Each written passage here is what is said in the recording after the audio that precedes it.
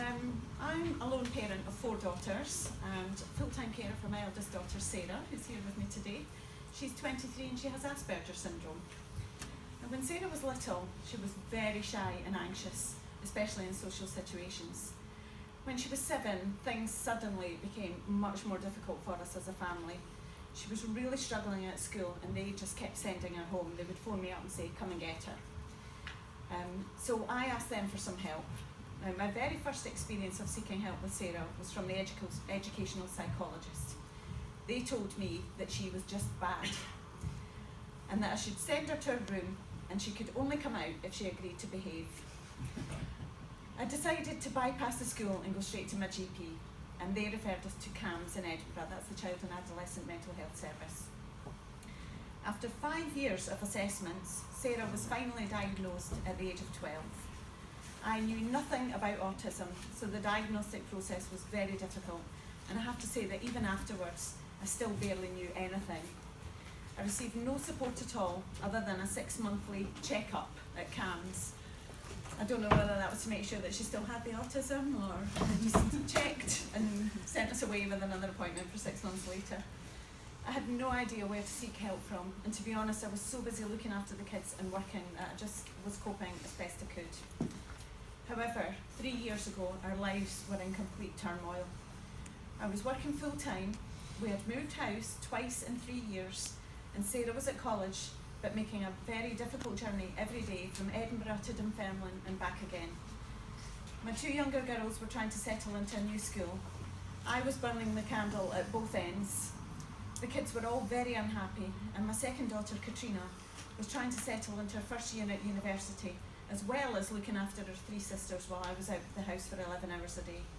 We even still had all our possessions in boxes from our house move 8 months previously. This was in February 2014. My work contract was about to finish, and my agency were offering me other jobs. And just before this time, I had been in touch with an agency called Kindred, who had signposted me to PASDA in Edinburgh. They're a charity which supports carers of adults with autism. I had received an email from them advising me that they were running a course called Positive Pathways, but as I thought would be working, I didn't sign up for it. I then took a big decision. I decided that I was going to take some time off before taking a new job to try and settle the girls, take the burden off Katrina, and start preparing Sarah for leaving college and for her future, which was only another year away, and to get those boxes unpacked. Whilst making this decision, I remembered about the Positive Pathways course, but I knew the deadline for signing up for it had passed. But coincidentally, I then heard from PASDA again to say that there were still some places on the course, so I signed up for it. So I think karma was working in our favour there. The course consisted of some group workshops, individual one-to-one meetings, and some home visits from the Richmond Fellowship team led by Caroline Shaw. As soon as the course started, I knew that this was going to change our lives, and that's exactly what it did for us. I couldn't believe how little I knew, or thought I knew, about autism, and at the same time, I couldn't believe how much Caroline and the team knew about autism. They would talk about certain traits and idiosyncrasies that had us all on the course saying, oh yeah, of course.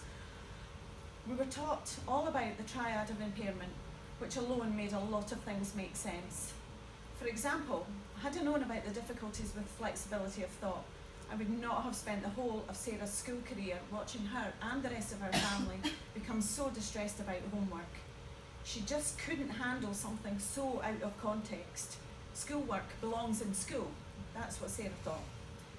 If I'd known, I would have told the school we're just not doing it. Add this to the fact that, like Colin, Sarah's school career was horrible, absolutely horrible. She was so unhappy. They just didn't understand her. Her peer group treated her really badly. It didn't help that I didn't understand things. Discussions about difficulties with communication and social interaction also struck chords with us all. It also made me realise why Sarah would fall in the door and be really upset after being at school all day and just want to go and lie in her bedroom, like Colin, with the curtains shut. She just did not want to speak to anybody, see anyone. She just wanted to go to bed, and that was it. Again, I just didn't understand why all this was happening. Another major point was teaching us all about the arousal curve. We were encouraged to think about the triggers for a meltdown, the signs that it's happening, and how to recognise these and try to head it off before it becomes too severe and distressing. Or if we couldn't head it off, at least how to cope with it and help our family members to come out of it and deal with the aftermath. I learned that a tight hug, a calm voice, and very few words are what works for us. We also learned about anxiety and depression, sensory issues, and what drives our loved ones to self-harm. I suddenly understood the physical pain detracts from the mental pain. Not only that, but someone who's hyposensitive to the physical pain will not feel it in the same way as other people. This is when we discovered that Sarah likes tight hugs, and this is now in her support plan to bring her out of a meltdown. We learned about the functions of behaviour and were helped to identify which ones applied to our family members. I now knew how Sarah felt in certain situations, why she couldn't cope, and why she wanted to escape. Where previously I would try to force her to socialise, thinking that she would eventually grow out of the anxiety, I now realise that I need to do the opposite. And when she says that she wants to leave, then we leave. Wherever we are, if Sarah says the words, then we go. She's since told me that she unwittingly used this technique at school. We had managed to arrange a system of time out with the school, where she would say or give a signal that she needed to leave the room. But apparently not all of our teachers got that memo. If she felt she needed to get out of the classroom, she would put into practice what they had accused her of, just being bad. She would act up so that she would be sent out and could escape the sensory overload of being in a room with 29 other pupils. At the one-to-one sessions, we thought about reward plans to help our family members reach a goal. For example, to help them socialise or live independently or do their housework, that kind of thing. It was all tailored to the individuals, and the team helped each of us to work out exactly what would work for us in terms of goals, the path to achieving them, incentives and rewards. Along similar lines, we were also shown lots of methods of visual communications, from talking mats to daily and weekly planners, to apps which could help with a whole array of day-to-day issues and tasks. We were also recommended to apply for autism and carer cards, which Sarah and I both now carry in the event of an emergency. You can see some examples on the screen of the things that we use for visual communication to help Sarah through her day-to-day life. And we've also brought some of them along with us if anybody wants to have a look afterwards. We devised a weekly planner based on The Simpsons, Sarah's favourite characters, which allows her to see at a glance what's happening every day, and I don't have to spring anything on her. We used a talking mat when Sarah had to go to London with her college, and we turned the cards into a keyring for her, which helped her tremendously throughout the trip. We added a family photo to the keyring, and I also kept a copy of the keyring at home, so that if she needed to call me and talk about it, then I could do that with her. At Caroline's suggestion, I also spoke to Sarah's tutors at college to help them to know what to do and how to deal with her if she needed the help. And I also called ahead to the hostel to arrange for Sarah to have access to the disabled bathroom. She was in a dormitory with 14 other girls, and as you can imagine, that was like hell for her. But we did the best that we could, and we put lots of things into place for her to make it as easy as we possibly could. All these preparations really helped to make the trip as enjoyable as possible for Sarah. Needless to say, she loved the experience, but when she got home, she said she was never doing it again. But she did it. There were so many other points that we discussed, which I had never realised were common in autism.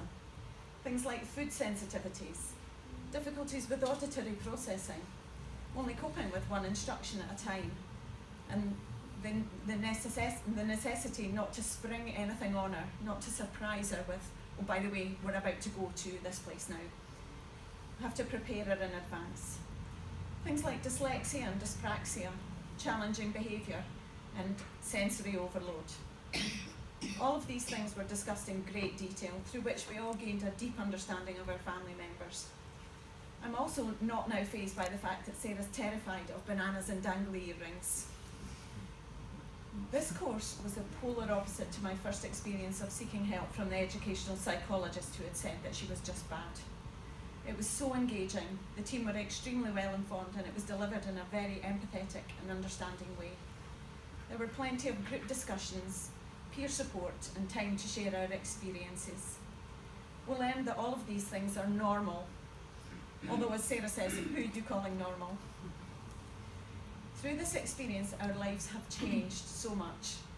Previously, I just didn't know or understand enough to support Sarah in her daily life.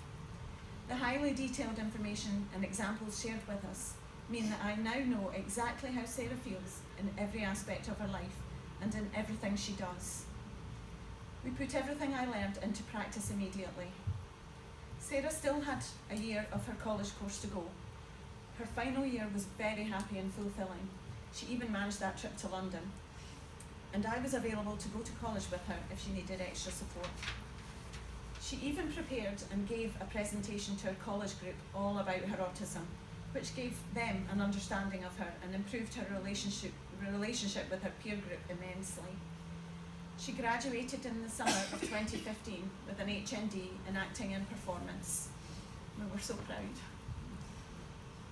It's now 3 years and I've never gone back to work. We've had to give up our luxuries, but it's been so worth it. Sarah is happier than she's ever been, knowing that I can help her and understand her at all times. This in turn has had a hugely positive effect on our whole family. Sarah now has her own flat and manages to live semi-independently with support from me and her sisters and her support team, which is provided by Autism Initiatives in Edinburgh. Sarah's contentment has led her to become more involved in the community, partly with me and partly with her support workers. She does charity work, which gives her a sense of helping others and feeling less sad for herself. She's not able to go out to work due to her anxiety, but that charity work really fulfills her. She has gained so much confidence that she now also presents a show on Sam Radio in Edinburgh, which is a radio station set up by a young man named Paul Ross with the support of his parents. And Paul also has Asperger's syndrome. There's information on the screen, and Sam Radio welcomes involvement with anyone either with autism or a connection to it, either personally or professionally. And we've also brought along some flyers and cards for Sam Radio if anyone's interested in getting involved with that. The radio show in turn has boosted her confidence even further, to the extent that she now also does presentations for Autism Network Scotland and SWAN, which is the Scottish Women's Autism Network. She's in a choir at the Edinburgh Playhouse and enjoys taking part in performances, and she does tap dancing. She loves to sew, knit and cross-stitch, and we go to a sewing group together every week. This has led her to become heavily involved with a charity called Little Dresses for Africa, and that puts her creative skills to good use. She started sewing more and more and making lots of things, and we hope to eventually turn this into a little business for her. She also has 2 little dogs who are her world. They're helping her to gain confidence, and of course they have to be walked, which makes her get out and about and meet other people. She has a blog on Facebook showing her achievements, and that's called In Stitches with Asperger's.